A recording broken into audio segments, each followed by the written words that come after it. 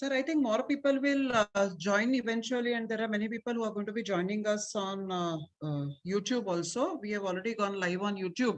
So I think we'll begin with the session without waiting for long.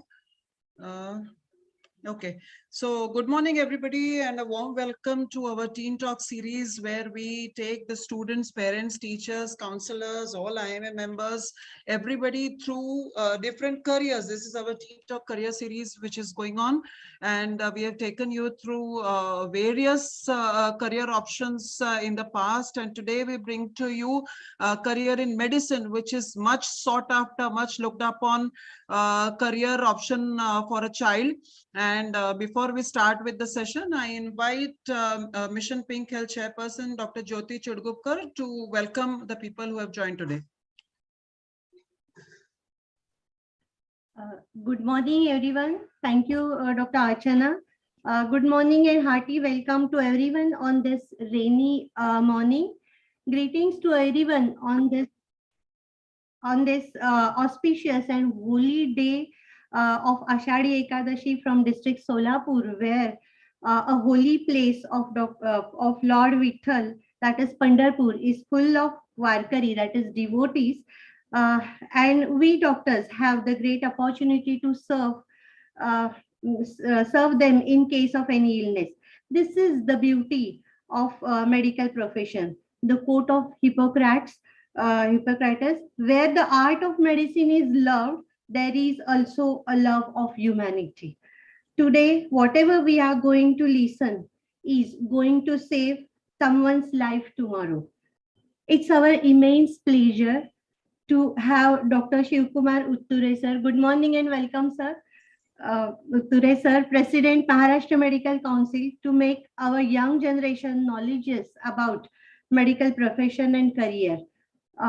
Very warm welcome to Dr. Utture, sir, on behalf of Mission Pink Health, Indian Medical Association, Maharashtra State. Also, I welcome Dr. Pinge, sir, President, IMA Maharashtra State, Dr. Pate, sir, Honorary Secretary, IMA Maharashtra State, Dr. Archana Pate, ma'am, who is Atma of this session, actually. She is the whole and soul, whatever she has. I really congratulate and thank you to her. All welcome to all dignitaries, all eminent personalities, team of Indian Medical Association Maharashtra State, and all the attendees, students, parents, and teachers on this very auspicious platform. Thank you very much. Over to you, Archana. Thank you so much, Dr. Jyoti. I now request Dr. Suhas Pingade, sir, President, IMA Maharashtra State, to please say a few words. Over to you, sir. Thank you, Archana, and I welcome one and all to this today's lecture by none other than Dr. Shivkumar Utture. So I think it is already 9 minutes past 11. So let's start the topic. Thank you so much, sir. And yes, a career in medicine, as Dr. Jyoti rightly said, yes, you take a career in medicine and you learn to save lives. And I don't think there is any better example than the COVID pandemic, in which we were thrown into. We never asked for it, but we were thrown into it. Suddenly, in the throes of a pandemic, everywhere there was desperation, gloom. Nobody knew what to do. The disease was entirely new. But the medical science came to everyone's help, and all the healthcare workers, they jumped into it, to save the lives, and they learned how to deal with the disease, how to tackle it, and without caring for their own lives and their families, they helped the people around. But what was important, that they could do it. Why am I saying it? That when you want to save lives, it is even important. Everybody, all of us want to help somebody in need. But when you want to help somebody in need, you ought to know how to help that person in need. So all the police personnel, the doctors, the paramedical personnel, everybody jumped into it.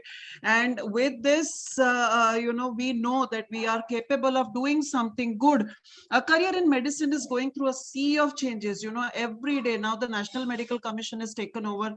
Every day there are new rules and regulations coming in. Though I, being an executive member of Maharashtra Medical Council myself, I cannot claim that I know everything about the career in medicine. Even we are learning day in and day out. As it is changes, you know, you have to keep in touch with it. And we are so very extremely happy that none other than Professor Dr. Shivkumar Utture sir, who is President of Maharashtra Medical Council, is here with us to tell all about career in medicine. Mind you, we are not here to talk only about NEET, how to give a NEET exam, how to prepare for NEET exam, how to prepare for a PG NEET. Yes, this any of the coaching classes that you go into, they are going to be telling you.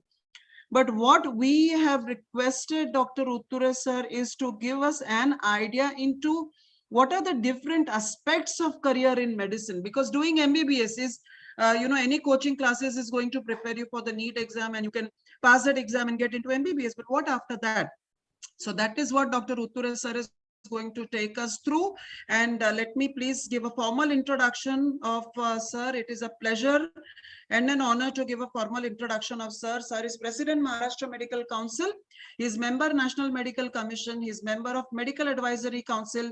He was Executive Committee member of Maharashtra Medical Council from 2012 to 2017. He is past President IMA Mumbai branch, past Finance Secretary IMA Maharashtra State. He is Central Working Committee member of IMA Headquarter. He is retired Professor of Surgery, Grant Medical College, JJ Hospital. He is retired Honorary Surgeon, St. George's Hospital, Honorary Surgeon at Fortis Raheja Hospital, and Honorary Surgeon at Sushrusha Hospital. Sir, a warm welcome to you on this platform. And we request you to please take the session forward. Thank you, Archana Madam, for that introduction, and even the introduction of the topic. Very beautifully you have put it down.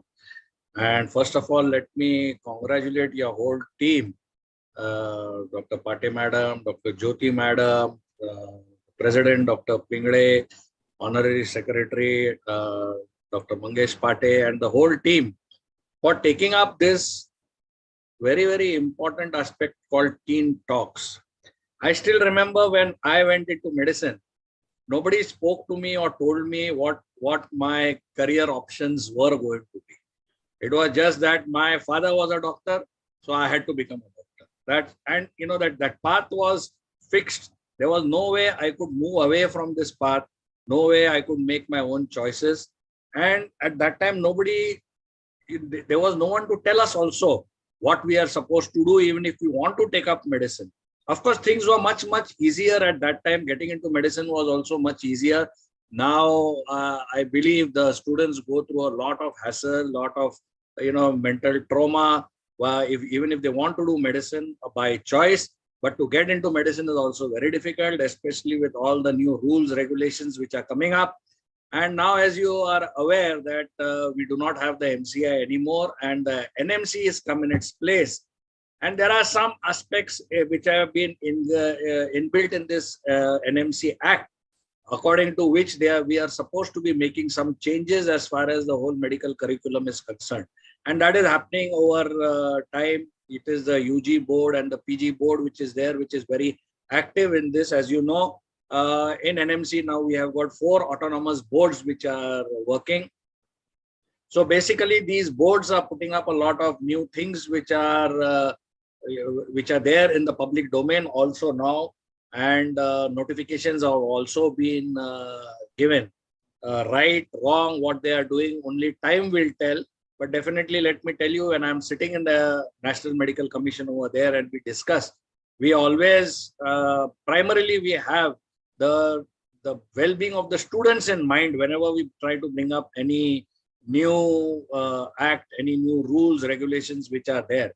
And if the rules, regulations, sometimes they look like they are very harsh, but let me tell you, ultimately, it is very well thought of. It goes through a lot of process to be brought up as a notification, and then only after due discussions, those are brought. So maybe time may tell us what we have brought in is right or wrong. So today I am over here basically to tell you why you should take up, or who should take up the medical career, number one. Second thing is, once you decide that you want to go into the medical career, because I believe this is the pre-medical students who are there who will be mainly listening to this talk, what they are supposed to be doing, a little bit about NEET also I will talk. Then of course the last part will be the National Medical Commission and the next which is going to come, from 2023. So that is how I have divided my basic talk in, and I think I'll just share my screen. Yeah, can you see the screen? Yes, sir, it is visible. Okay. So basically, this talk is going to be for the teenagers who are going to be there. And let me tell you, I had to prepare for this talk because this was a complete new topic for me. I have spoken to doctors who are already in profession in a lot of forum, but talking to the younger generation, I know is a little difficult for us because we have to also do the study and come out with, because of the social media, they are also so much aware of what is there and what is not there. So let me just go through this whole talk and try to solve a few of your problems that you may encounter if you are going to take up a career in medicine. So basically, when you define career, there is a lot of definitions of career on the net. But this definition I found which was most practical in simple terms. That means when you are opting for a career, you have to remember that once you join that career, it is going to stick with you permanently for life. And that is the most important aspect, because only then you should choose a career which you are happy with.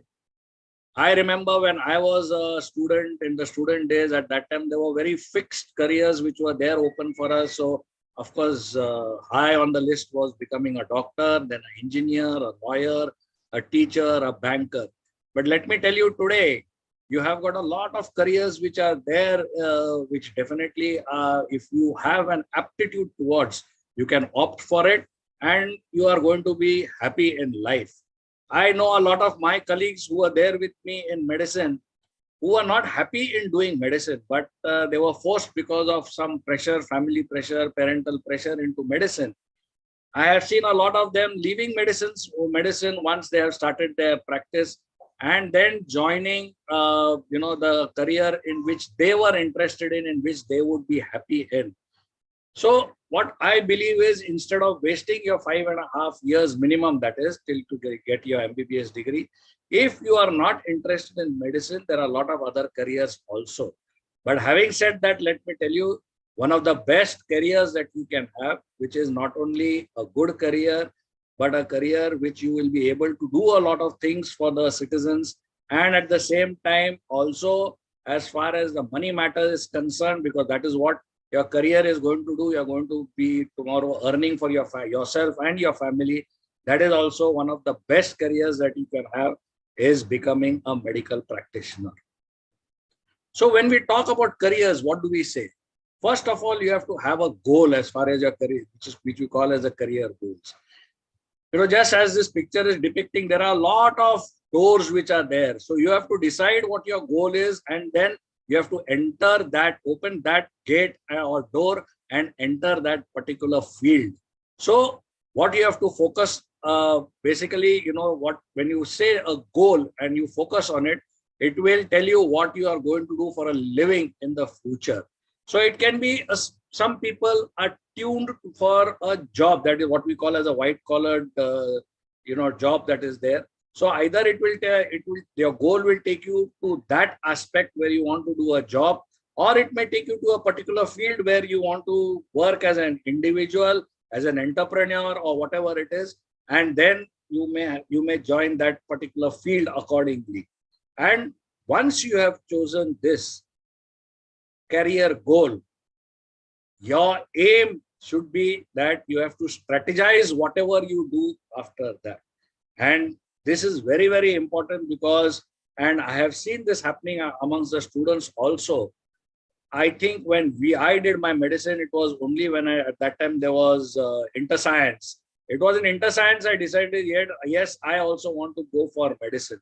But let me tell you, today the students, right from I think 7th or 8th standard itself, they decide what they want, and then accordingly they study accordingly, and the steps that they take after that is towards this goal. So it is very, very important that you strategize what you do once you fix that your career goal is so and so.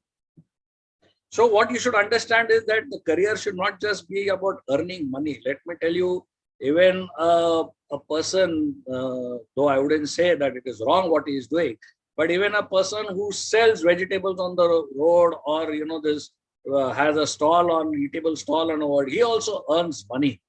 But the dignity that is there, which you require in the society, also you should think of that also, because tomorrow you want people to look up upon you. That especially when a doctor, let me tell you, when you enter any room, people definitely acknowledge his presence and hear what the doctor says. So it should not be only what you are earning, but you should also decide how you want to spend your life tomorrow in society with dignity.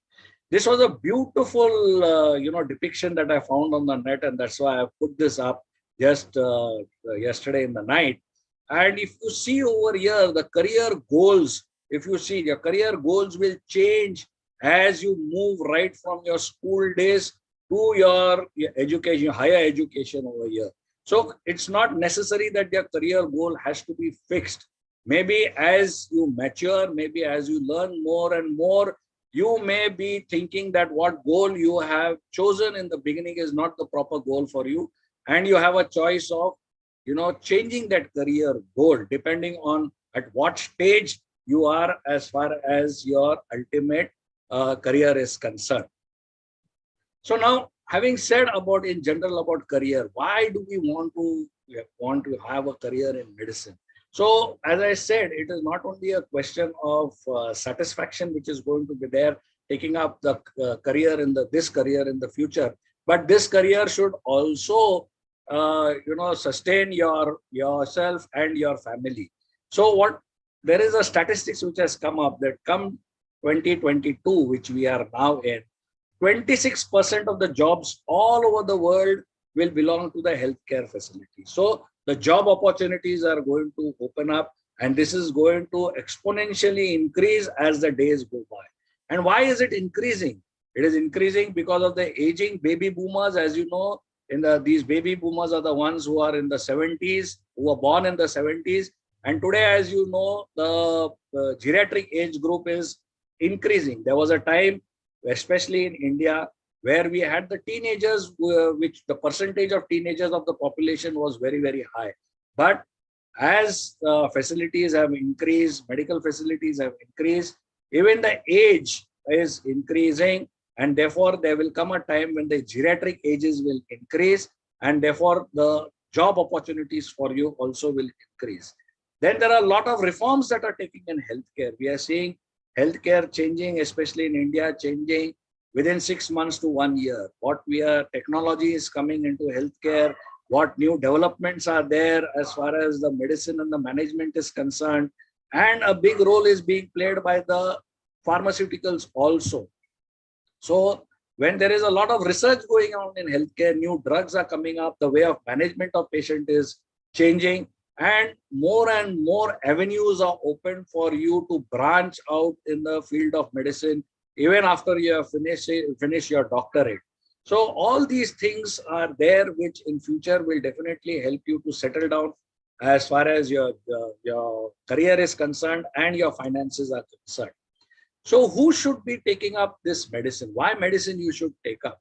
Because you have to understand that this career in medicine, basically no other profession is going to be a conglomeration of technology and human touch. In other fields like say engineering that we are seeing over there, a lot of technology is coming into place. But when technology comes into place, the human touch goes away. Now what we are doing today, that we are on Zoom talking to each other. I think when I was a student, or even when I was a junior doctor and all, we used to have only physical meetings. We used to talk to each other. But when we talk on Zoom, this is the technological change that is coming. Of course, it widens our reach. More and more people can hear us. More and more people can come together on one platform. We do not require to come physically. But somewhere or the other, that human touch is lost. And medicine is one subject where it definitely, the human touch is also kept in place in spite of the huge technological changes that are taking in medicine. And why do you want to take up medicine? If you have a desire to help people, you're of a caring nature, you are basically interested in science, the prospects, as I said, the career prospects are very good. Even potential of earning high money, depending on what type of job or what type of field you take, is there. Security, satisfaction of the job is there.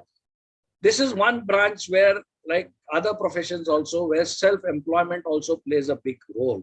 Almost 70 to 75% of the doctors today are basically self-employed, have their own practice, own nursing homes, own clinics which they practice in. So you are not dependent on some corporate or some industry or something creating jobs for you. You can create your own job, your own employment. Then there is variety in this. I'll tell you in the future slides. And of course, last and not the least, the education aspect. You can go into medical education, which is going to help a lot of your students in the future, and you can mold their careers in the future. And the civil service, which again is very, very important. As you know, a lot of doctors are entering civil service, but they are doing IAS, IPS, etc. But as far as IMA is concerned, we have also asked for the government to start what is known as the Indian Medical Services. So once that comes into play, I think you will have a lot of opportunities for those who don't want to go into clinical practice. They can also go into the administrative aspect. So you have got a huge opportunity, job opportunity over there also. And why is it such a desirable option doing medicine as compared to any other profession? Because not only are you doing service, any other profession does service, but the respect that you get definitely as compared to any other profession is very, very high when you're a doctor. So as I said, whenever you enter any room or whenever you are talking, everybody listens to you with respect just because you are a doctor. And this respect, I don't think any other profession gets. Then there is inherent stability in whatever you are doing as far as financial gains are concerned.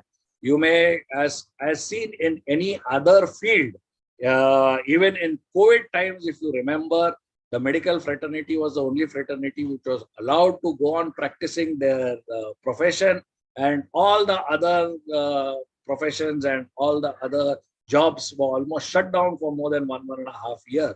So we continued. So there was not much of financial problems as far as the doctor community is concerned.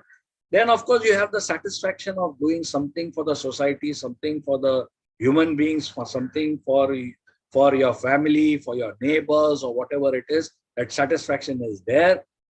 Tomorrow, it is going to be a very, very vast and diverse field where you can make huge changes in what you are doing today, and you're not interested in continuing what you want to do. You can always learn something new in this field and start something new. Specializations are there. Day by day, the specializations are increasing. As I jokingly tell my students, that a time is going to come where you may get a, say, a ENT specialist who only deals with the right turbinate, and that's all that he does. Just like how we see in ophthalmology, there are only retinal specialists. So like that, you are going to have specialists, because this medicine is subject itself is growing in a very, very fast way. Then those who are more interested in research and becoming scientists can definitely choose that career after they have finished their doctorate as far as medicine is concerned, or they can join any health programs. These programs may be by the government, maybe by the NGOs or whatever. WHO has got a lot of programs which are there. So who they want doctors to be on these programs, you can join those also. And there is no stagnancy as far as your job is concerned. So even if you are doing a family physician post, you can do something more. You can, suppose you want to give you a simple example, even in IMA, we have got a lot of fellowships which are there, which you can do, where you can increase your knowledge. You're not going to remain stagnant. You can do, say, a course in ECG. You can do a course in diabetes. So you can do all these and continue doing this right up till the end of your practice. So you don't stop being a student, and that keeps you young in this profession as compared to any other profession. Then, of course, a lot of compassion that you have for when you are taught itself, when you are taught during your student days, you are having compassion for your patients, and this is a huge desire to bring about a positive change in the society, and that is definitely going to be a very, very satisfactory aspect as far as your career is concerned.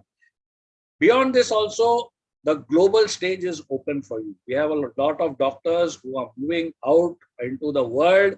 As compared, I think the only other profession which is equivalent of or more than us could be the engineering profession, where the global stage is there. But then in medicine, even if you want to go out and go to some other country, those countries are open for you to do something beyond what you are doing over here in India. And the main aspect is only a doctor will understand how joyous it is when he or she saves the life of a patient which is in the clutches of life-threatening disease. And this is what sometimes I tell you, you may not be God, but you take the place of God when that serious patient is being treated by you, because you know you can bring this patient back to life. And that, I'll tell you, feeling does not come in any other profession as compared to the medical profession. So I've spoken about the pros as far as this profession is concerned. It becomes my duty to tell you a little bit of the cons also. What are the cons as far as, because if you are going to go into profession, any profession, you should not know only the positive aspects. You should also know what you are getting into when you go in for this career. It is a very, very long education. I still remember, during our time when I did my undergraduate, postgraduate, then of course I became a lecturer. It took me almost 10 years to get out into practice. Whereas during our time, my colleagues who are engineers, after just around 4 years, they already were earning money. And and I used to look upon them because they had a lot of money in their pocket whenever we used to go out as compared to what I had in my pocket. So this is a long training that is going to be there, 5.5 years basically to just get your primary degree. Of course, nowadays very few students stop at this primary degrees. They want to do specialization, they want to do super specialization, and all this is going to take almost a decade or more as far as your studies are concerned. So it is going to be a long process for you to acquire the license to practice medicine. When you have to go through all these 10 years, it is going to be difficult, stressful, depressing, because unfortunately, as in Western countries, our doctors, especially those who are doing post graduations, are supposed to be working 24/7. So there is no rest as far as they are concerned. If there are emergencies, I know when I was in the surgical unit and there was an emergency, we were in a college which used to train a lot of trauma cases. We sometimes used to not get sleep for 48 hours. So I had to go through all those stressful, depressing days. Then time consuming, long hours of, even in your undergraduate, because not only you are supposed to go to the medical colleges. I still remember my friends who are in commerce or who are in arts or anything. When we were doing our college days, we used to come home and we had to go and read up, because we had whatever was taught was not enough in the medical colleges. You had to go through all those huge textbooks that were there. And at the same time, I used to see my colleagues who are in the other branches, who are enjoying their evenings out. We never had an evening out every day. Once a week or so, we used to enjoy that evening. So it is going to be long hours. Lot of responsibility is going to be placed upon you, because you have to understand, every doctor goes through that mental tension. Because when a patient comes to you, the patient, suppose if someone goes to a lawyer, it is just that case that that lawyer will be handling. Whereas a patient who comes to you is handling his or his relative's life in your hands. And that is a huge responsibility and pressure that you have got on you. And you have to learn to tackle that pressure. Family pressures are going to be there for you to do medicine, do post-graduation, do a particular branch, whatever it is. So these difficulties, career difficulties at every stage is going to be there when you are going to go through this whole career option that you have got. Then the next thing that has hit the medical field is managed care and corporatization of the whole medical field. And no more, I feel, down the line after 10, 15 years, very rarely you will find individual doctors having their own individual practice. So once that happens, you are not going to remain a profession where you are doing your own thing in your own hospital, in your own clinic, but you will be working for someone, for a corporate entity, as it is we are seeing in all the big cities today. So there is going to be a limit to how much of earnings you are going to have definitely in the future. Then, of course, the significant student loans that are going to be there. I remember when I did my medicine in a government medical college, my fees were 500 rupees a year. So in that, imagine in that 5 years, I had to hardly pay 2,500 rupees for my whole medical career. But today, my next slides will tell you that even in a government medical colleges, almost a lakh of rupees a year is the expenditure that you are going to be having during your student times. And when your parents are going to spend that much money, maybe they may not be able to completely afford to finance it. Then you have to go and take up what student loans. And those student loans you have to afterwards pay back. So this is also a little bit of deterrent factor as far as medicine is concerned. And if you see, it is going to be a long time for you to settle. All of us, let me tell you, settled when we were almost 40 years of age. Whereas today I see my son who has done his engineering at the age of 25, 26, he is earning as much as any doctor would do at the age of 40. And you have to give almost minimum 9 hours a day. You have to be working every day. Even on a Sunday, we have to take calls because there are emergency patients, patients who are admitted. On Sunday, all of us know that if we have got admitted patients, we go for rounds also. So you are not going to have an off day. So you cannot just shut everything and spend time, quality time with your family and your friends, even on a holiday. So why I am telling you all this thing is that go into medicine not because of someone else's pressure. Go into medicine because you love medicine. So read up everything as far as medicine is concerned. And only when you are 100% convinced that you should do medicine, then you get into this career of medicine. So don't wake up. I have seen my colleagues, even my friends who, right from, just a few years in practice have been saying that they hate getting up and going to the clinic. If that is going to happen, let me tell you the stress that is going to be there. And we are seeing a lot of stress even in the medical students nowadays, where we see a lot of cases of depression and of course a few cases of where they commit suicides also. That is not worth it. Your life is not worth giving up for a career. There are a lot of options open for you. So if all this is there, definitely you can go as far as medicine is concerned. Now, unfortunately, what is happening, I see in India, because I have been in the teaching profession for almost 35 years today, as of today. And I talk to a lot of my students. And what is the major motivation factor to come into medicine? And even today, after, this new millennial generation, which is there, which has so much of the media, which is there open for them to go through everything. Even today, we find that why have you become a doctor? So that first MBBS student tells me, oh, my father is a doctor, oh, my brother is a doctor, or my uncle is a doctor. Therefore, I took up this. That should not be the reason for which you go into medicine. Or someone tells us, no, my grandfather suffered so much. He had, say, malignancy, or he had something. So at that time, I decided I must become a doctor. That is another common reason that I get. And then, of course, the media hype, which is there as far as our profession is concerned, which forces them. And the main pressure even today is the parental pressure I see, especially, where the parents are in medicine or they are practicing doctors. All they, they tell their children that, beta, MBBS में सिर्फ admission ले लो, बाकी सब aish है aish. Let me tell you, gone are those days when real aish was there as far as medicine is concerned. Medicine is a beautiful profession, but then the number of hours that you require to give a number of sacrifices you require to do as far as your family is concerned, as far as your friends is concerned, is quite high right up till the last day of your practice. So these should not be the reasons why you should be taking up medicine in the future. So having said all these things, why you should come into medicine, and also let us today, and if you have still decided, yes, I want to be in medicine, here I say, welcome to the world of medicine.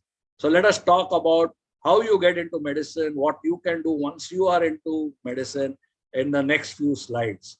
So when you say medicine, you say MBBS, BUMS, BHMS in India, and dental sciences, paramedical, nursing, all these come under the healthcare systems. So it is not that it is only MBBS that we are talking about. If you are not interested in MBBS, if you are interested in nursing, if you are interested in physical occupational therapy, if you are interested in audiology, whatever, or hospital management, which is coming up in a big way now today. And there is a huge demand for hospital management. You can definitely do that also. You don't require to do only clinical medicine.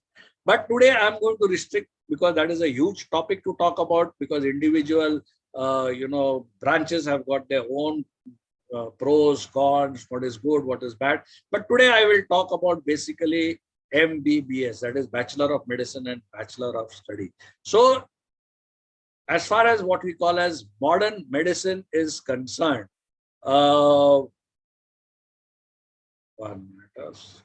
modern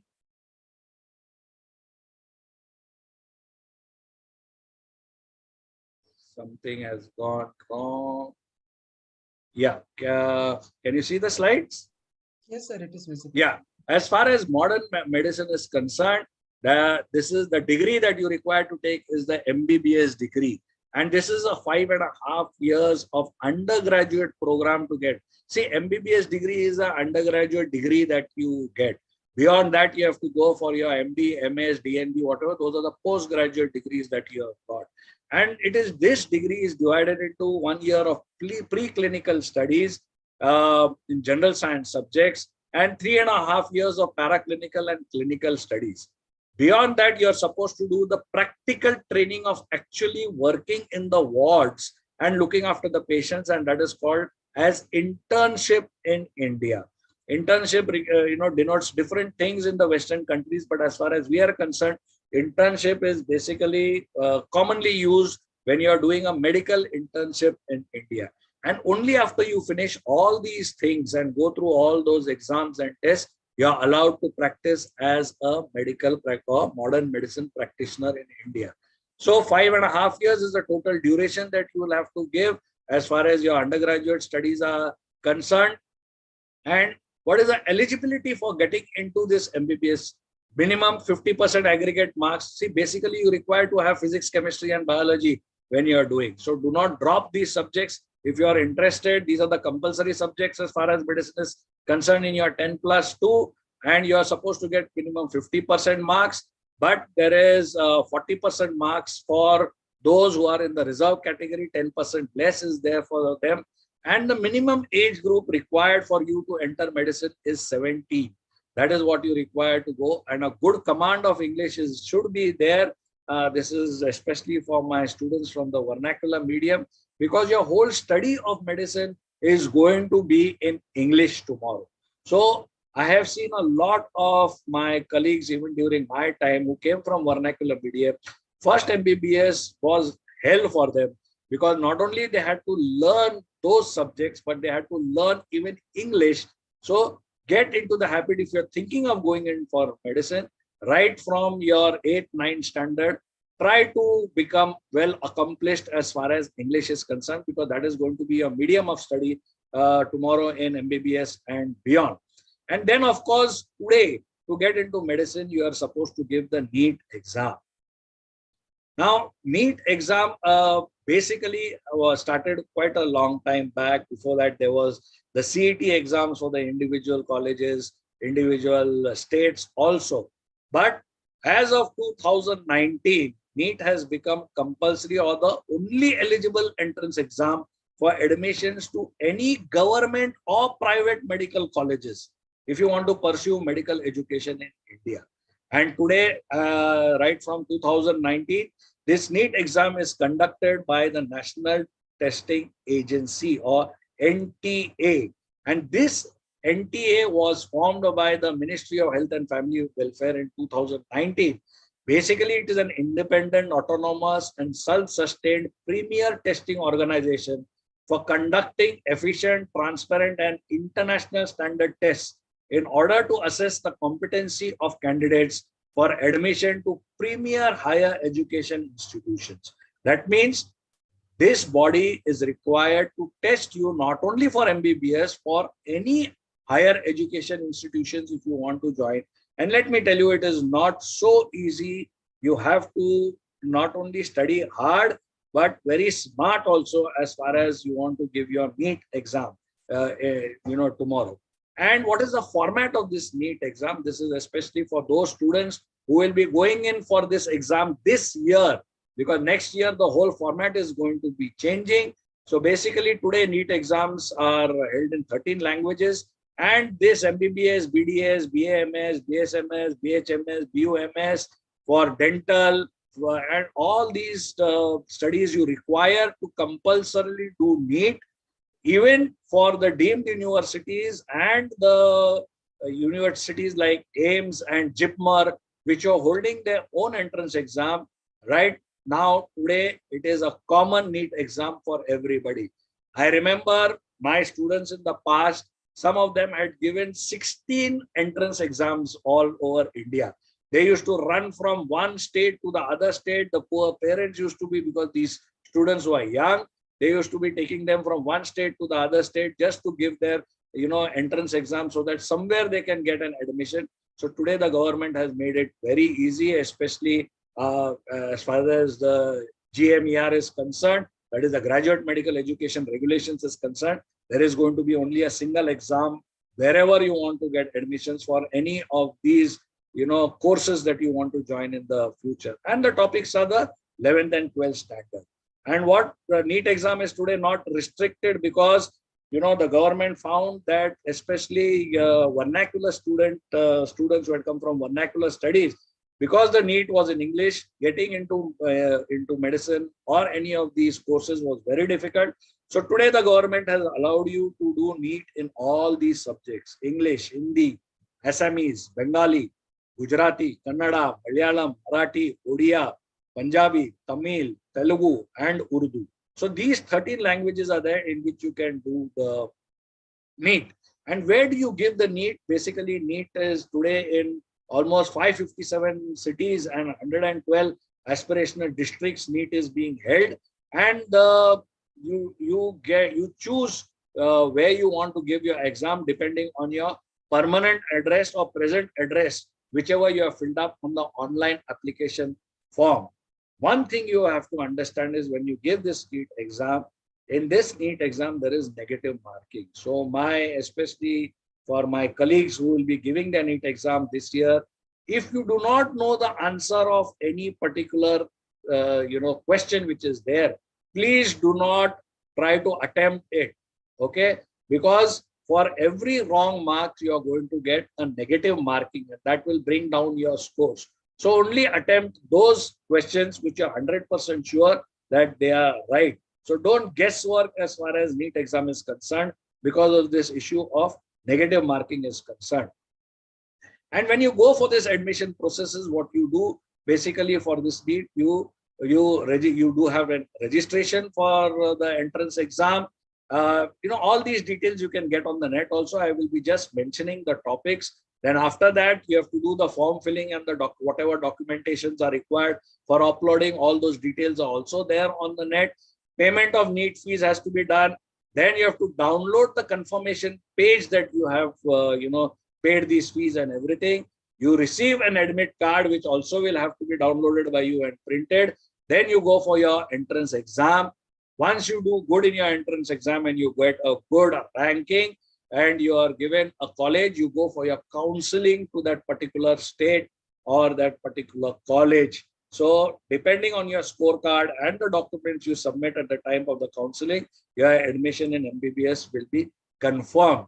Then as far as Maharashtra is concerned, since I feel the majority of the students of Maharashtra, the eligibility criteria which is there for this 2022 NEET, and this is the last NEET which is going to be held, and this is going to be that the criteria is going to be that you have to be an Indian citizen, minimum 50% marks you have to achieve, and for the reserve category 40% in your physics, chemistry, biology. Then of course those already in any other graduate course are also allowed to give NEET if they want to change their course or their career, and you have to be minimum 17 years of age. Up till now, there was an upper limit of 25 years, which was there for you to give the NEET exam, but that has been removed. There is no upper limit. This decision was also taken in our meeting in the National Medical Commission, where we have removed, because we believe that there should not be a limit, because especially the students who come from the low economic family background, many of them, they want to start earning money, and once they have earned enough of money, they try to come into these into medicine or something. So we feel they should also be given a chance. Therefore, there is no age limit. Even the NEET attempts which were there, as you remember, there were only 3 attempts which are allowed, but we have removed those attempts also as far as NEET is concerned. So there is no limit as far as NEET is concerned. And of course, you have to be a domicile of Maharashtra if you want to get into the Maharashtra quota. And then the documents that you require, because a lot of students parents I see who come from the interiors and who come to the DMER over here at VT to for the counseling, or to JJ Hospital for the counseling. Many a times they don't carry some of the certificates, and then they are in soup, because that counseling is there only on that day. So it becomes very difficult for them, very stressful for them. So see to it that all these details you carry with you. I'm not going to go into all these details, especially if you're taking admissions in under some reservation. You have to have your caste certificate. If for non-creamy layer, you have to have that certificate, non-creamy layer from the government. Or if you are taking that you have got some deformity, there is some percentage for physical deformities also. That certificate has to be there. And then of course the domicile certificate, which is a must as far as the counseling course in Maharashtra is concerned. So these are the minimum things that you must carry with you, because if you don't carry with you all these things, chances are that you may not get into the counseling round at all. So let us come to what are the how many medical colleges are there, and what are the number of seats that are available to you. So there are totally, as of now, and this is a very dynamic thing, it changes within 1 month. You may find these numbers changing, but there are 607 medical colleges, out of which there are 306 which are government medical colleges. This is, I'm talking about all India.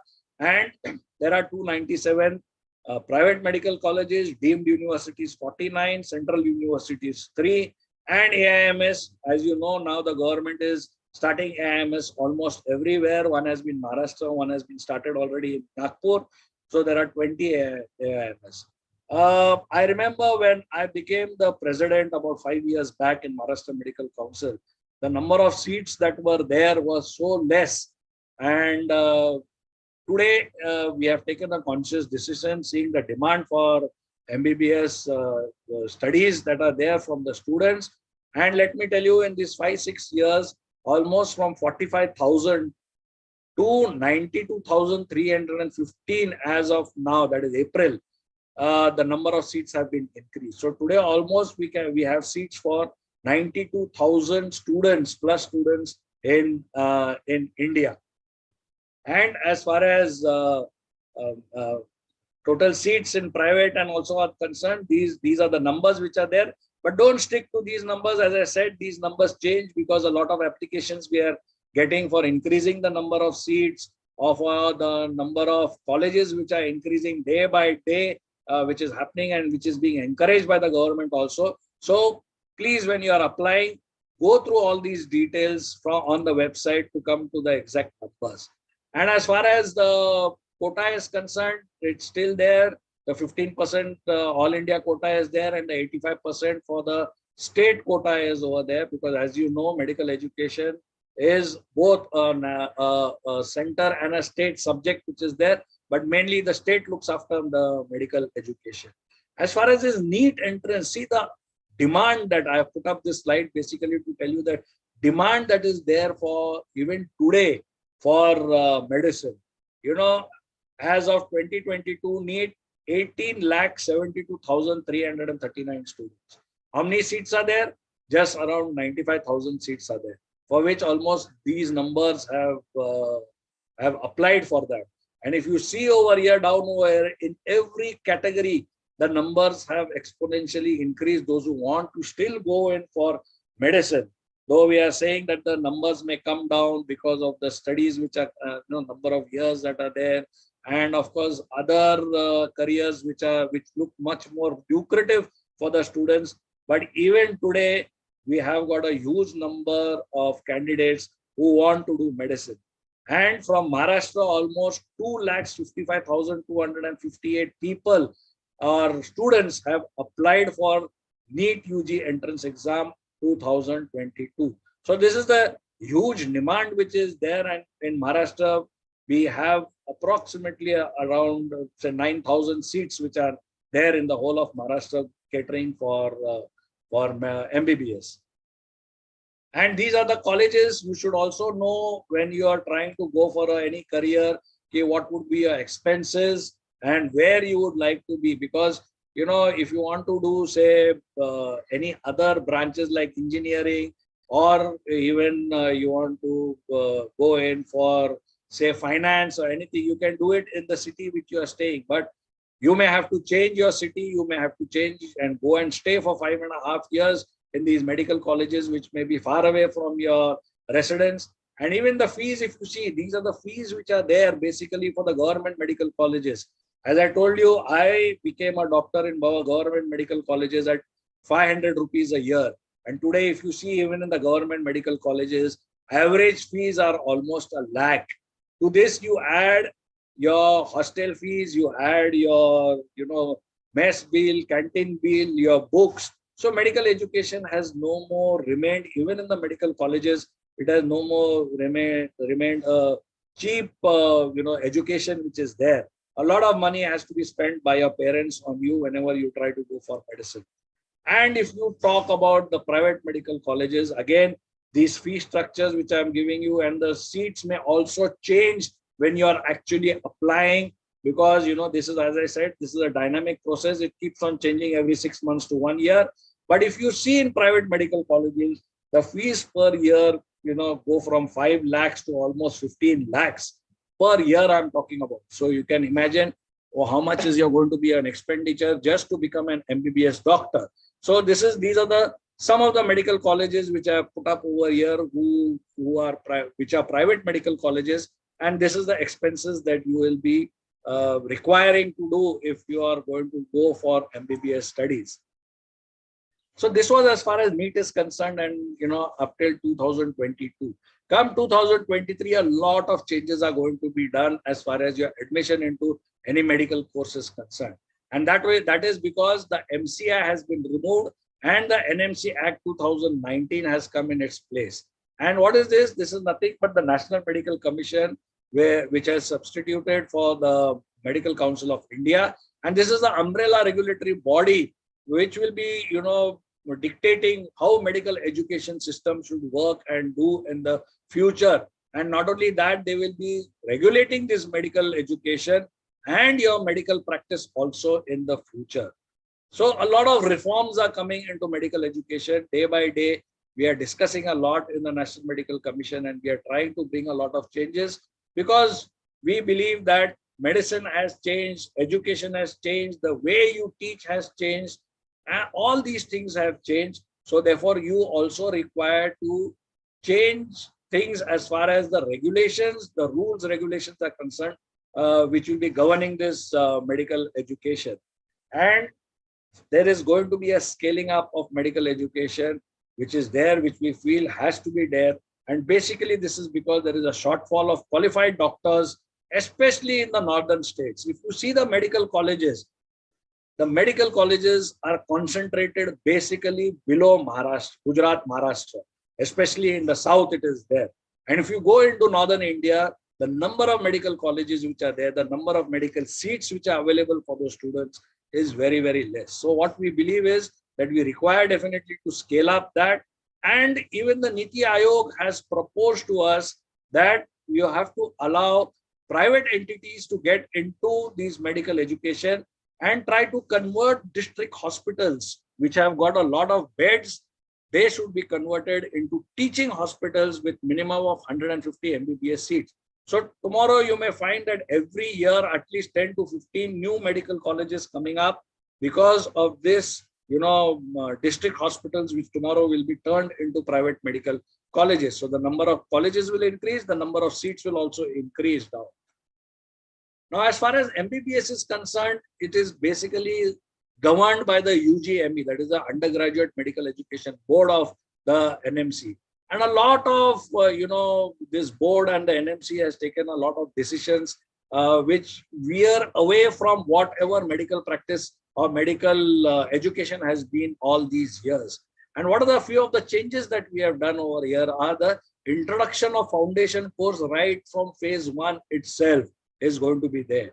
Then there is going to be a horizontal and vertical integration between the subjects and the courses also.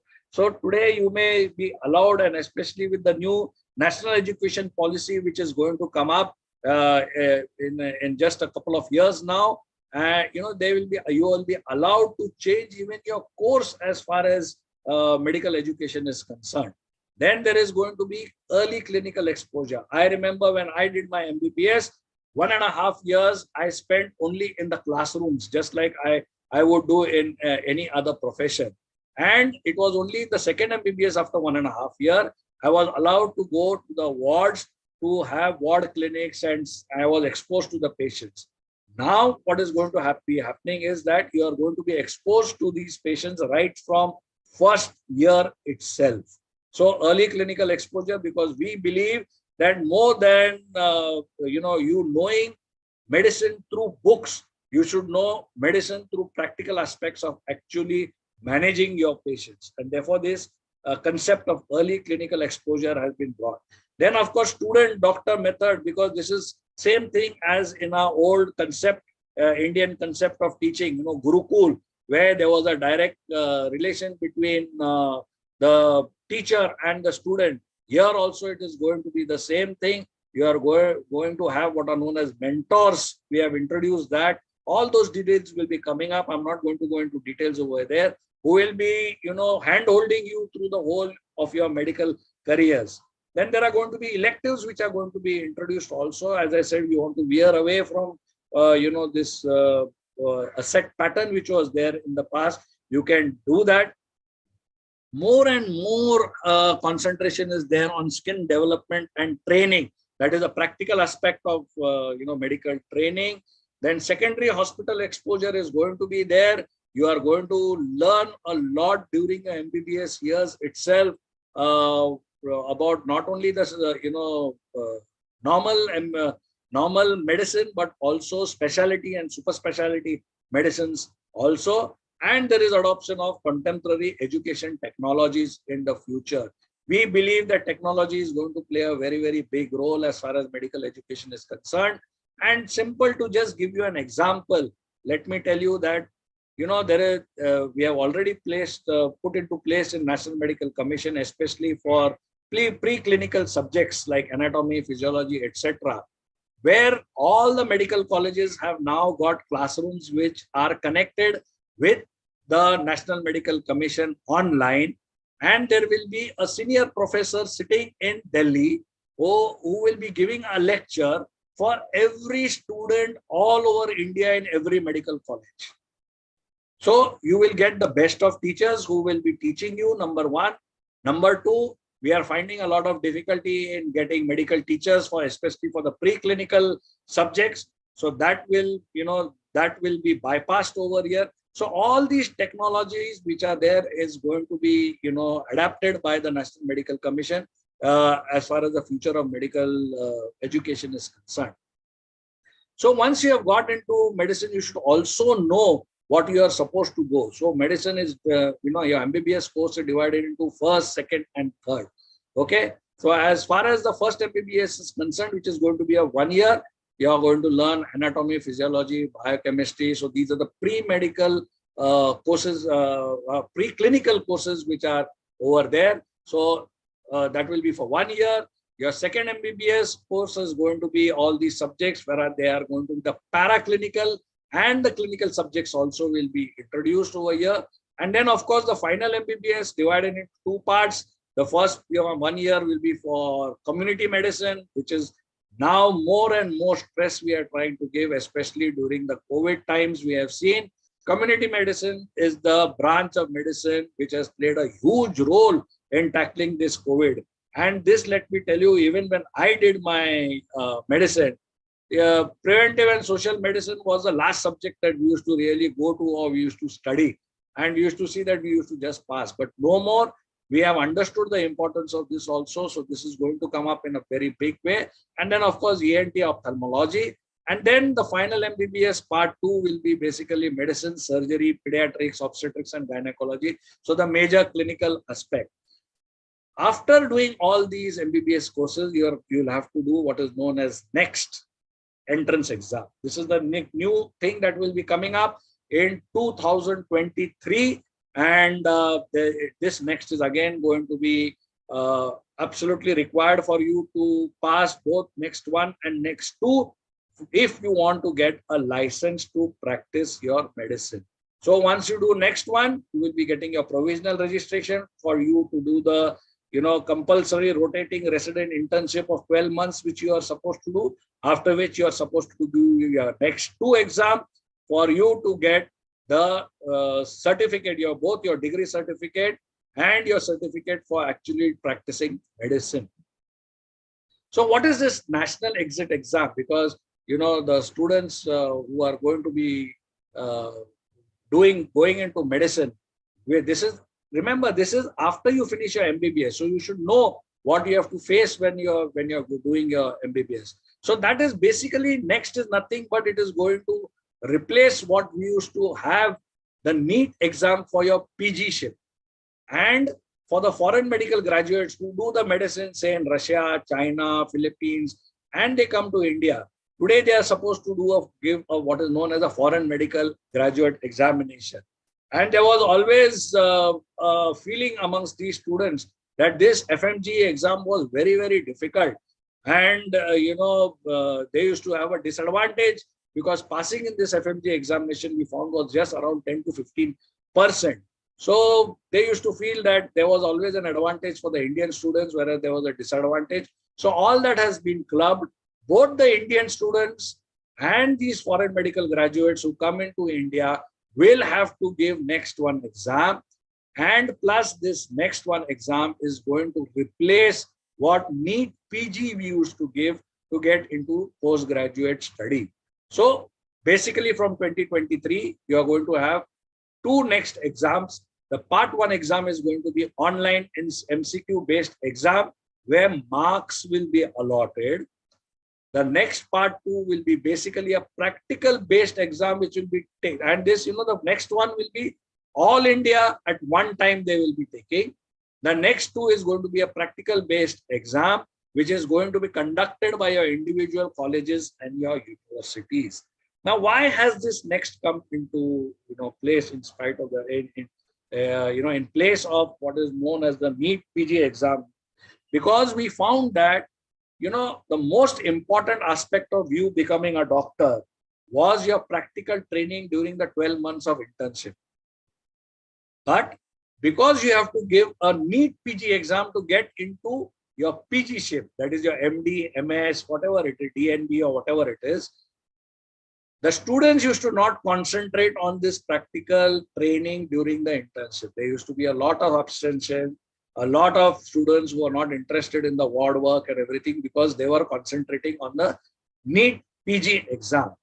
Therefore, it was decided that for you to get into your NEET PG, your exam is going to be held on MCQ basis immediately after you finish your 3rd MBBS. That is, before you start your practical training of internship. and the marks that is allotted to you will be used for you getting your ranking as far as your NEET PG is concerned. So that means you will have to do your internship very, very sincerely. And then next two practical is going to be on what you have learned during your internship when you have actually worked in the ward, because this is going to be a practical exam and you require to pass both these exams. Unless you pass your next one, you will not be able to go for your internship. You will have to again give the exam next time. After having completed your internship, again you have to pass the next two also. But remember, next two is just a pass or fail. There is no marks for that. And once you pass that, then you will be getting the license for going in for your medical practice. If you want to be a family physician or something like that, you can go for your practice, or to get your admissions for your NEET PG in the future. So these are the important changes that will be coming up next year as compared to what you students will be doing, facing this year. And if you fail to qualify any of these next exam, you will not be able to practice modern medicine in India. So this is what important changes as far as next is concerned. So this I have tried to depict in very simple terms, that you give your MBBS final year, then you do your next one. If you pass, you go for your internship. Then you do after the end of your internship, you give your next two exam. If you pass, you either get a certificate to go and practice as a family physician, or you go for your PG ship depending on your marks that you have got in next one. If you fail in any, then you have to do the whole process again, because your license will not be given as far as your practice in modern medicine is concerned. So majority of the students want to do post-graduation. That is why I put up these slides of how many post-graduation seats are available to you, in future all over India. So there are 75,236 broad specialty, that is your MD, MS seats are concerned. So, many students say that we have got less of postgraduate. These postgraduate seats have also increased. There was a time when I was a professor in surgery. The number of seats depends on the number of teachers who are there in your post-graduation. We were allowed only one student per year. But today, as a professor of surgery, I am allowed 3 students to take up post-graduation training under me. And therefore, these broad specialty seats have also increased. And then super specialty seats, we have more than 7,500 seats which are there in super specialty. Along with this, and this is for what I'm talking about, is under the old MCI, which was there, or the new National Medical Commission. But today there is a parallel system also which has come up, teaching, which has come up as far as doing post-graduation is concerned. And that is the national board which has come, which gives you the DNB, FNB and the diploma seats which are there. So there are also, you can do specialty and super specialty as far as medicine is concerned. So it is not that you require to stick to only MD/MS. You can do DNB, and already the government has given the same weightage as far as MD/MS is concerned to the DNB candidates who have also passed DNB. The only difference is going to be that if the DNB candidates who have passed their DNB want to become medical teachers, they are supposed to do 1 year of teachership training in a medical college which is 500 bedded and above.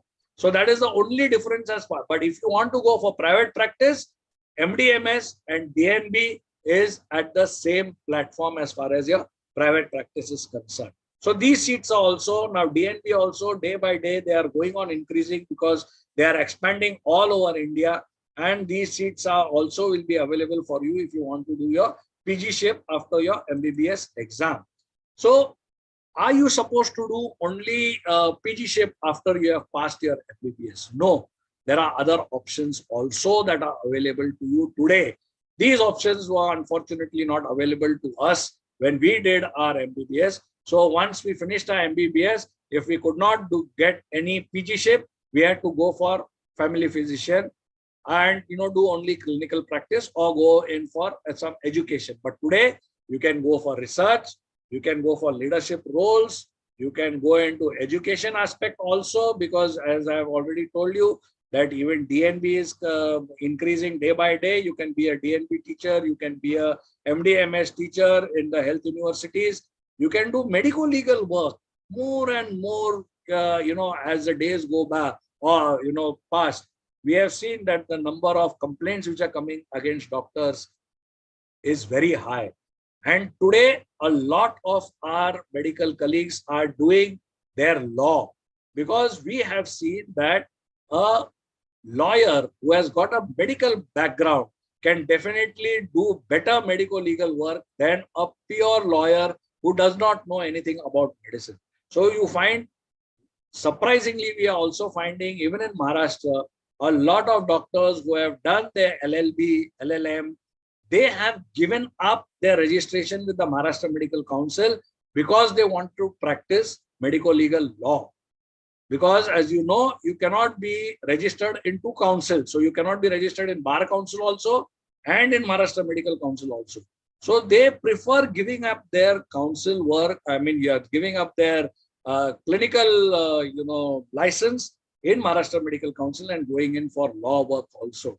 Then, of course, private medical work you can do. There is sports medicine, which is coming up in a huge, huge way, especially after India has done very well in the Olympics and all on the world platform.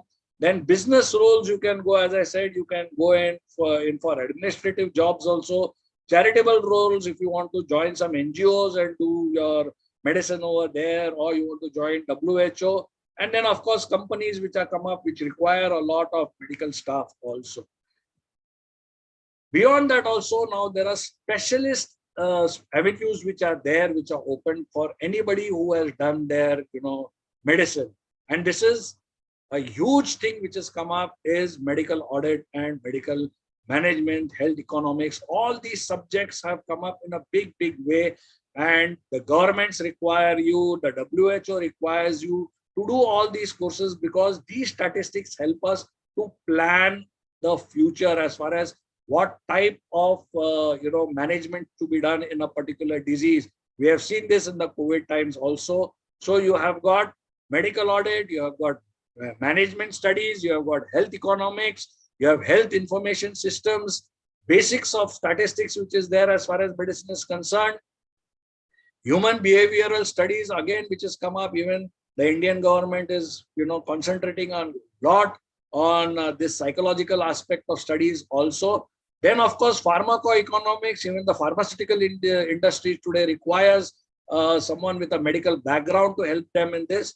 And then, as I said, you can go in for IAS, IPS, and if tomorrow the Indian Medical Services comes into play, you can go in for the administrative posts as far as these are concerned. So these are also the avenues that are open to you. You don't require to stick to your, say, clinical practice or your teaching medicine practice is concerned. They are come up in a very, very big way, where you can play a major role in all these different aspects also. So students, what I would say is, I have tried to give you a broad-based idea of how to get into medicine and what is available for you for the future in medicine. Explore more on the information that you get from different aspects, but at the same time, don't believe everything that has been put on the social media. A lot of false things are put. To give you an example, on the social media in between, how NMC is going to come up with next in 2022 itself, and what is going to be the pattern, everything in detail was put up. Let me tell you, we in NMC are still discussing how we have to hold next. If you remember, next was supposed to be held by the National Board of Examination, that is the NBE, but that has been removed now. The National Medical Commission itself has formed a huge facility where all over India next will be held by the National Medical Commission and not by the National Board of Examination. So don't believe everything which is there on the social media unless it is on the official website of National Medical Commission. Especially talk to your seniors who have gone through this. They will give you the practical aspects of what are the pros and cons if you want to take up a particular career. And they will be able to tell you much better than what you will be reading from the social media or reading from your books. And accordingly, you plan for what you want to do in the future. So plan today. Find a role model. Role models are going to be the most important aspects. We have seen that. And this is for any profession. I'm not talking only of medicine. Find a role model. Study what that role model has done during his whole life and how he has achieved what he has achieved in life. And then try to follow in those footsteps. Put all these pieces together, and then your chosen field will be decided by you. And if you do that, definitely you will be at an advantage, because you will be doing what you want to do and not what, say, your peers or your family or your parents are asking you to compulsorily do. So put all these pieces together and you decide what you want to do. Dare to dream big and act to achieve that. That is, I think, for any field, and especially in the medical field, the future you see is the future that you will be getting. So dream about this future and try to achieve that future, because then you will be on the right path of achieving what you want. So money should not be the only thing. Your passion, and COVID has taught us, your health is the most important thing. So if you believe you do not want to take up all this tension, go into some other field or go into some non-clinical field as far as medicine is concerned, because that is going to be the most important aspect. So do not let anyone tell you that medicine is not worth it. A lot of doctors also, I giving advice to their juniors, don't come into medicine. It is so bad. We are going through all these difficulties. If you love medicine career, go for it, because that is still the most beautiful profession as of today. So don't let people dissuade you. Go into the system with a positive approach. Choose a career because you are passionate about it and you want that career. And as far as the millennials are concerned, this is very, very important, that those who are crazy enough to think that they can get the change in this world are the ones who will definitely get the change in this world. So thank you very much for your patient hearing, and I wish all of you the best as far as your future career is concerned, and get yourself immersed in this career with a smile on your face. Thank you very much. Thank you so much, sir. That was so elaborate and so, I mean, absolutely comprehensive. It was as if, probably all of us really wish that we had got this at the beginning of our careers. But nevertheless, I think I'm very, very sure that the parents, students, teachers who are listening to today's session on Zoom as well as on the YouTube, I mean, they are going to get an absolutely clear idea that a career in medicine, what it is going to demand from them. Believe me, if you have passion for it, there is nothing else that you would want to do in life. We have gone without food, for days together during our emergencies. We have gone without sleep, during our days of emergencies when we were doing our residency. Our practice has, as sir rightly said, full of stresses, full of, lack of social life, lack of outings. We have not attended any family gatherings for ages that we could remember. Yes, things do change as you gain your seniority, but believe me, if we were asked that would you want to change anything about your career at this stage in life, I would say no. If given a chance, I would want to do this all over again.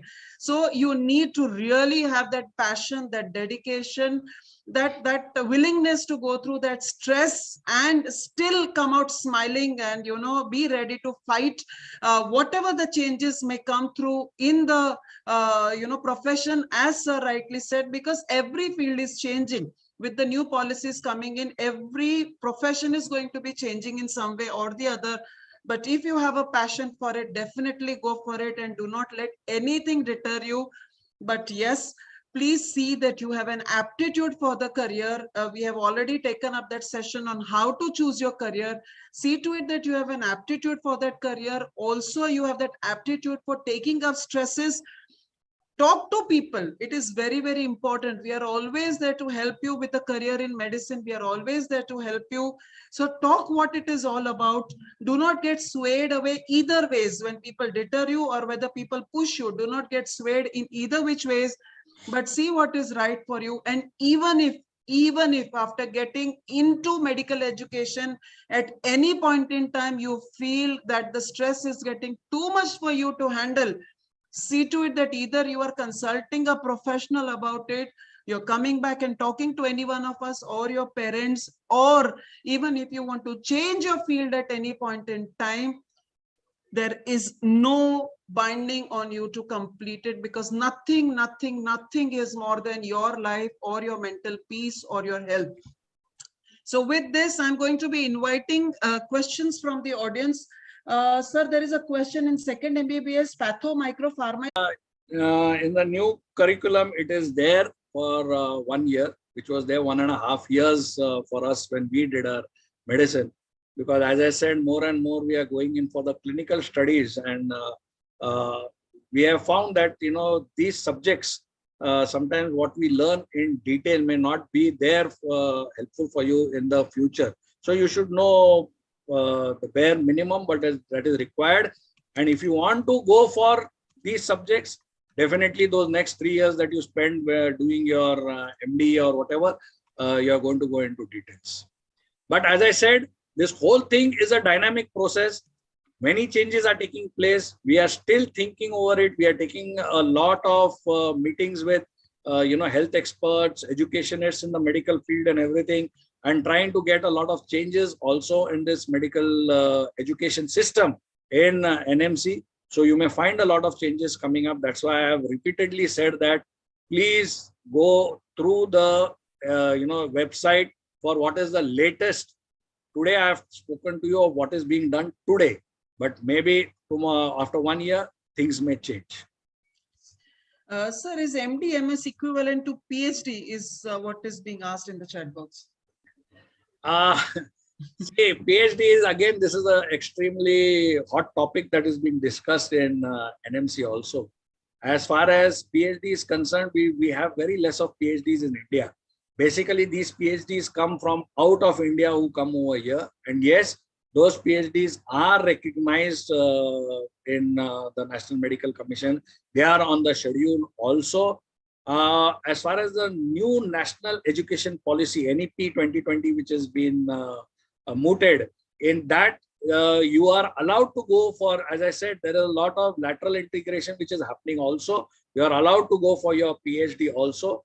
But we have to remember that once you do your PhD, either you go for research or you go for teaching. Very rarely these PhDs come in for clinical practice, because that training you don't receive as far as PhD is concerned. But if you are interested as a scientist to go for research, or you are interested in teaching, definitely PhD is the subject. If you remember, right, in the past, anatomists that we had who were teaching us, at least our anatomists when I was in medical college, were PhD doctors. Afterwards, MS anatomy came into being. Right. So thank you so much, sir. There is another question. This has to be from a student.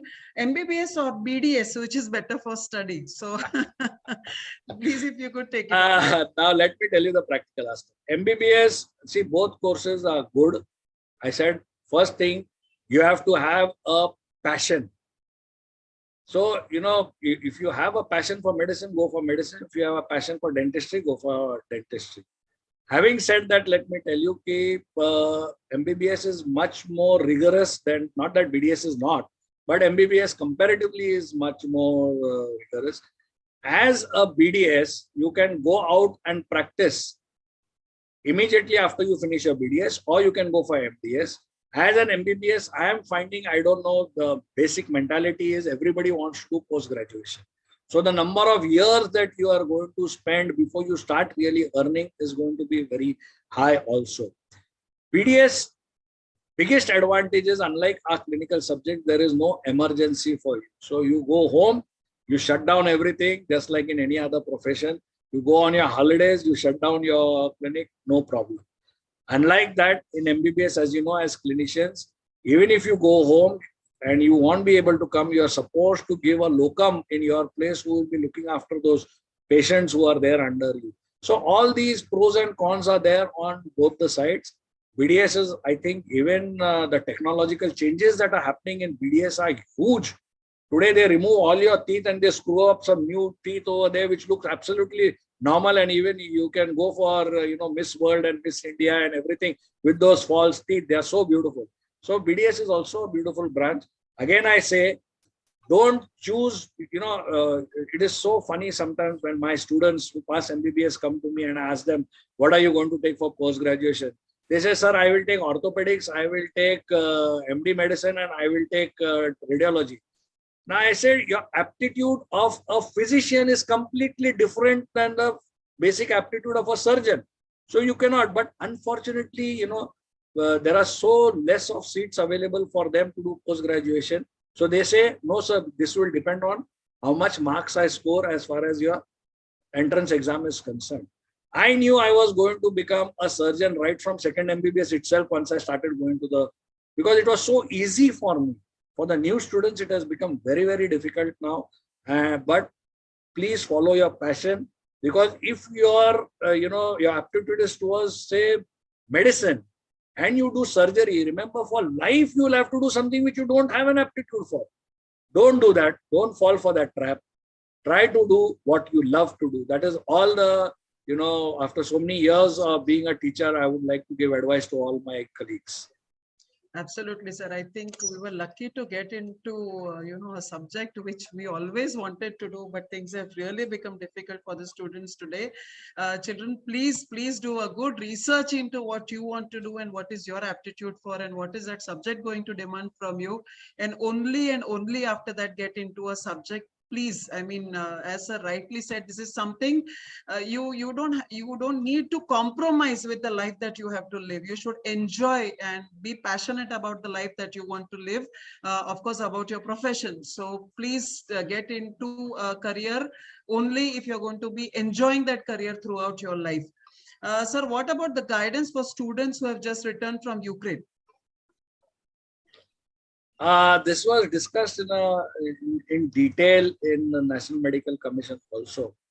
There was some thought of trying to integrate them into the Indian medical colleges and everything. But then we found that when we went through all the details of their curriculum, it completely differs from what has been taught over here in India.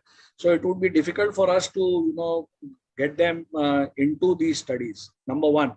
Number two, we felt that those who could not get into medicine at that time, if we give these people who have done medicine outside, who have obviously they have not scored very high in the entrance exam. So it would not be natural justice for those students who have missed out in India and had to go for some other subjects. All these things have to be taken into consideration.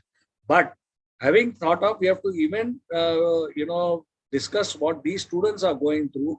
So we have allowed them to do a similar type of course in any other country around Ukraine. They have a similar type of MBBS. And now a lot of these medical colleges are also accepting these Ukraine students over there. They can complete their study over there and then they can come over here and they will be integrated into, once they, of course, they'll have to give next from next year. They will be able to do that. Another important aspect is, when you go for your foreign medical education, remember, it is going to be compulsory for you to do internship in India, which was not so up till now. People coming from China and these countries used to do their 12 months internship there and come over here, pass their FMG exam and get into the system. Now that's not going to be, because when they come back, they will have to give the next one along with the students from India. Once they pass the next one, they will have to do 12 months of internship in India, then do the next 2, and then only they will be allowed to either practice or get their license to practice or go for their PGship also. But the biggest advantage that is going to be there for these students who come back is that up till now, they thought that the FMG exam was very, very difficult as compared to the third MBBS exam over here. So there is going to be a level playing field now for both the Indian students and these foreign students who come, because they will be giving the same exam. Plus, their chances of getting PGship is also going to increase, because this same marks that they get in next one will be there for their PGship. They don't have to give a separate entrance exam. So that advantage is going to be there for them. Sir, about all the students who do not get admissions here, and many of them aspire to do medical education in foreign countries. Do you have a word of advice or a word of caution for them about those colleges being in the schedule of NMC or anything of that sort, sir? So go to the colleges only which the NMC has allowed you. All those details are there on the NMC website, number one. Number two, as I said, many of these, when they do their studies over there, we have found a lot of lacuna in the studies that they do over there as compared to what studies is done over here. And these students feel that FMG is very, very difficult as compared to the exam. Now, let me tell you this. There was a study done by the MCI at that time, where they made from a medical college from India give the same FMG exam which was given by the foreign students who came over here. And they found the pass percentage amongst the students from India who gave that same exam almost 85%, whereas the pass percentage for the foreign graduates was 15%. So this study has also been done after there were allegations that FMG is very, very difficult. So try to go into a college which is a reputed college, which gives you good this, number one. Number two, remember, see, I'll tell you a simple thing, like we have found so much discrepancy that in Philippines, in 4 years, you get your certificate along with your internship training. Whereas our students over here have to do 5.5 years. So you tell me that what they learn in 5.5 years, if they are taught in 4 years, how much of real learning has been given to them? And that is the big problem that is happening.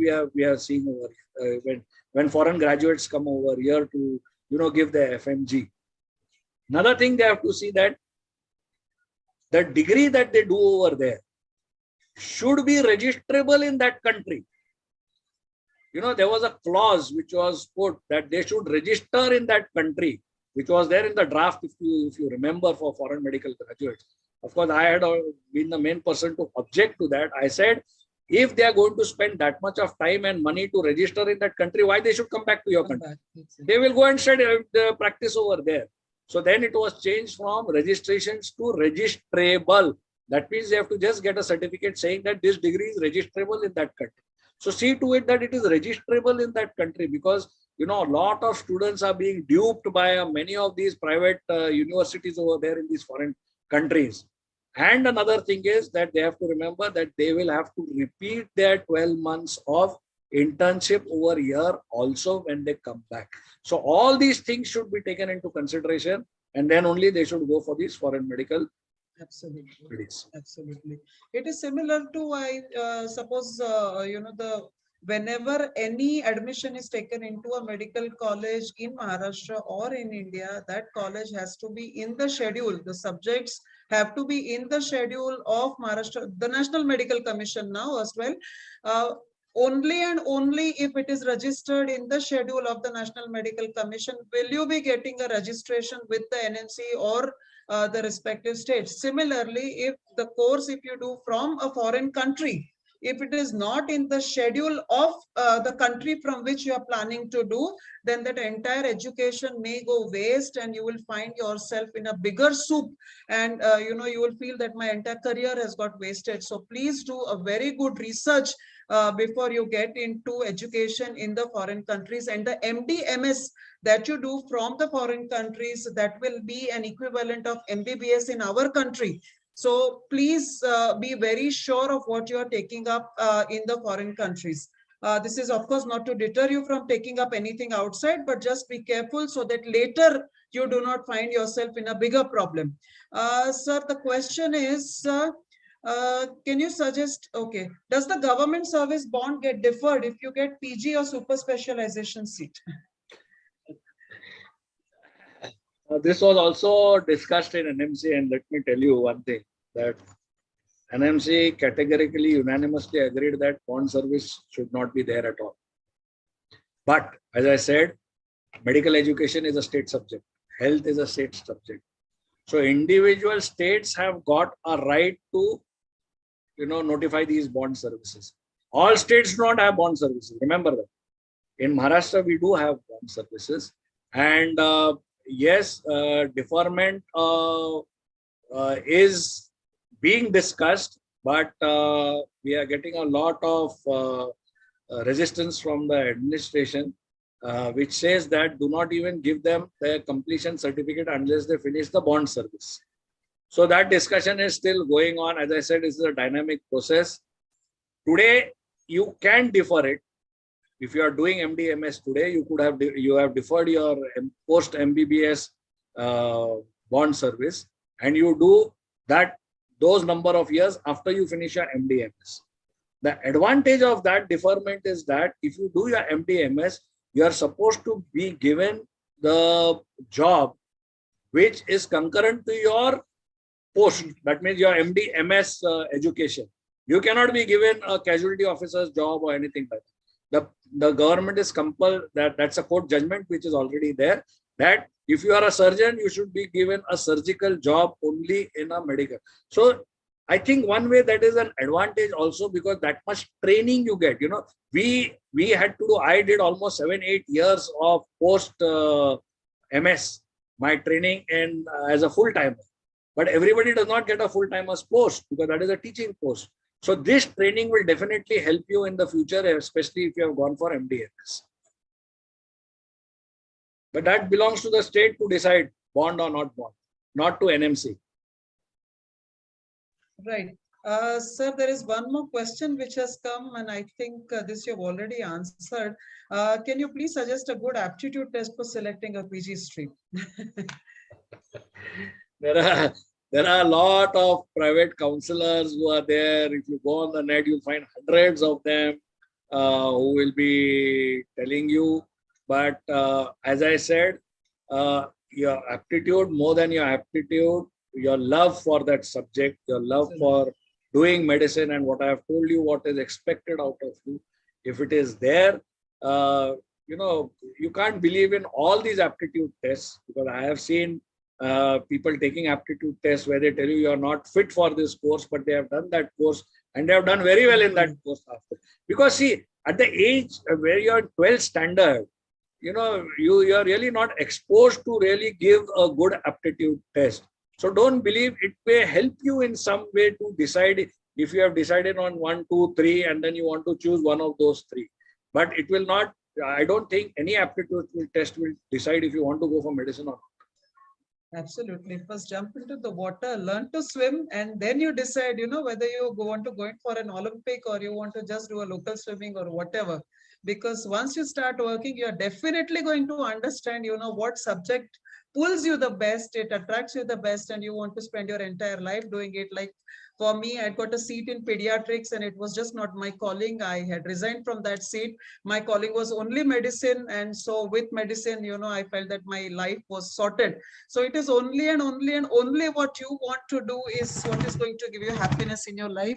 And I think, sir, with this, we have come to the end of the questions also.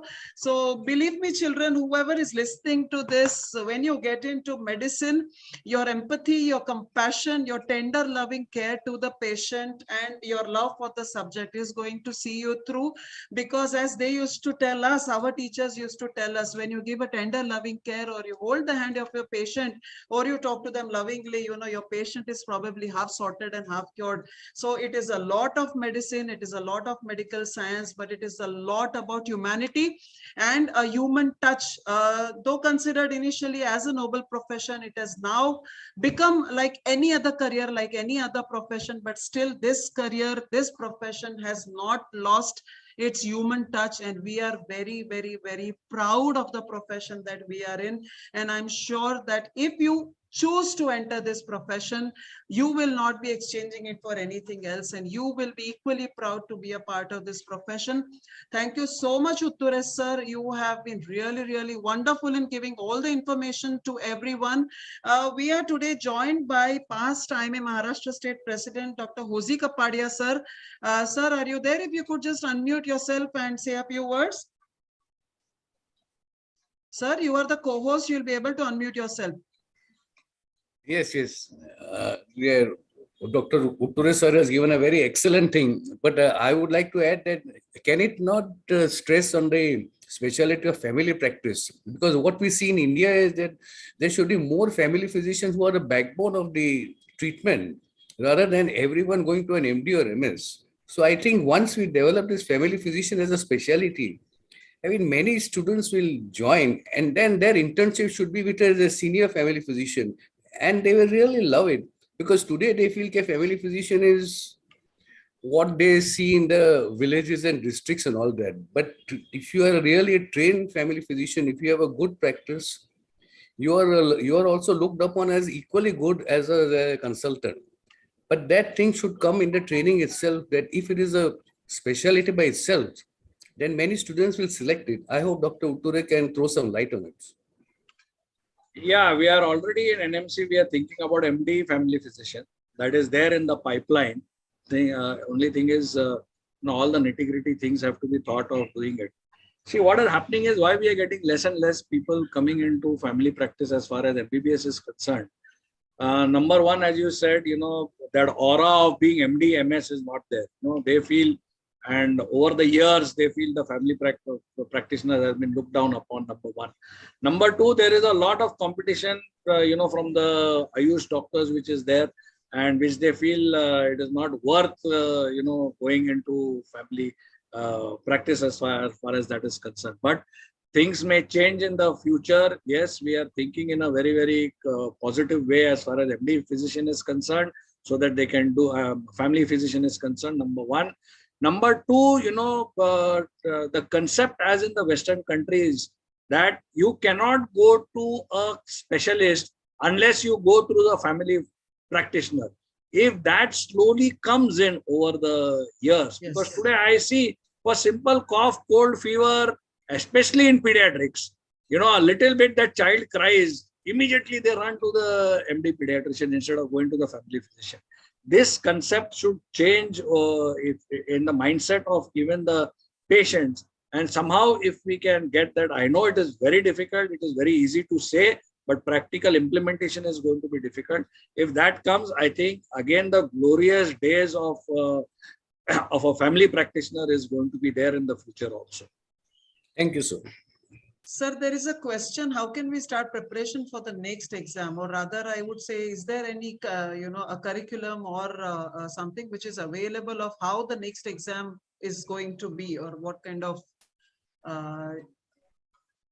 See, that is also, as I said, that is in the discussion phase. That's why I said, don't believe whatever comes on the net. Once the whole thing is put into place, it will be definitely put on the NMC website. So believe what will be there in the NMC website of how this exam is going to be held, how many questions are going to be there, everything will be there. It will be almost, next one will be almost similar to how NEET for PGship is concerned. It is going to be that type. It is going to be a MCQ for type of next one, MCQ type of an exam which is going to be there. So just have a little bit patience. It will be immediately put up now. And it will be from the curriculum which you have already done. It's not going to be something beyond what you have done during your MBBS days. Same thing is going to be there. So if you want to do something in advance, go through whatever the NEET books are over there. There are no new books which have come up as far as next is concerned, because nobody knows what is going to be the pattern of next. We have decided recently that the next will be held by National Medical Commission and not by the National Board of Examination. That is, NBE will not be holding it.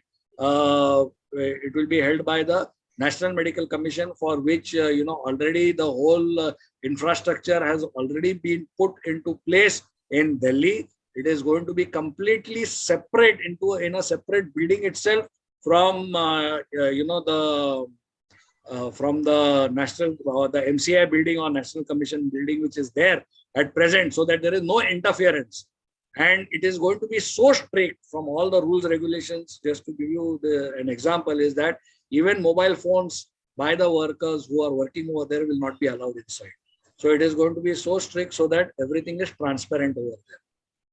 Sir, but is there any, like the whole MBBS curriculum would be involved, or it will be only third MBBS? Is there any clarity on that? Is probably what they are trying to ask. It will be almost the whole MBBS, just like in NEET, as you have, percentage will be that way put in. Okay. But it will be for the whole curriculum, because ultimately it cannot be only one subject or two subjects which you should be knowing. You should be knowing everything. True. Sir, the last question, I think, which is put from when are we going to have next? 2023. Next year it is coming definitely. Okay. Next year, next is coming. Okay, so we have got Dr. Santosh Kulkarni over here who has raised his hand. Dr. Kulkarni, please unmute yourself. Dr. Kulkarni, please unmute yourself. I'm asking you to unmute yourself, Dr. Kulkarni. Yeah, you are unmuted. Please speak. Hi, good afternoon, sir. Good afternoon. Hello. Yeah, good afternoon. Sir ही जी next exam आहे फक्त MBBS faculty साठी आहे की BMS आणि इतर medical फॅकल्टीला पण आहे? म्हणजे आता पुढचं फ्युचर काय आहे म्हणजे?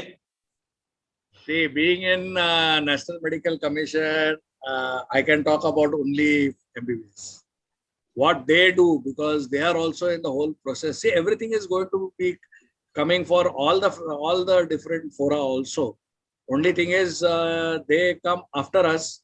The National Medical Commission came first, and now if you are aware that even for Indian Medical Council, it has it has changed their commission. Their commission has also come for homeopathy and also for Ayurveda. They have come into place now, so they are also in the process of getting the whole thing. Most probably, they will also be having the common entrance exam like next for them also. But what they will be doing, I don't know. Okay, sir. Thank you, sir. So thank you so much, sir. We come to the end of this session, and for all those who are attending the session today, and for anybody who's watching it right now on YouTube, or who's going to be watching it later on YouTube, because this program is going to remain on our YouTube channel, which goes with the name of Teen Talk, TEENTALK. You have any queries related to anything, please write to us on Write to Teen Talk, that is WRITE numerical 2 TEENTALK@gmail.com. You can even write a query to us on WhatsApp on 9819018,000. So with this, the next in session, I will try to bring to you career in law. I'm trying to, look for a speaker for that. So we'll try to bring to you career in law. And I'm very sure we'll be putting out announcements soon once the speakers are announced. So till we all meet next, sir, thank you so much for that elaborate session. Thank you everyone who's attended the session today. So till we meet next is a goodbye from the Teen Talk. Thank you so much. Thank you. Sir, very sorry, I forgot. And on behalf of the Teen Talk, we are really, really happy to present to you the certificate of gratitude for giving us your expert guidance during this career guidance webinar on career in medicine for students, parents, and teachers, organized by MPH IIM Maharashtra State today on Sunday, 10th July 22 under Teen Talk series. So thank you so much, sir. And thank you everyone who's attended today. Thank you. Thank you, and good day, and happy Ashadi Ekadashi for everyone, and also Bakri Eid Mubarak to all. Yes. Thank you. From all of us here. Yes, thank you. And bye, good day.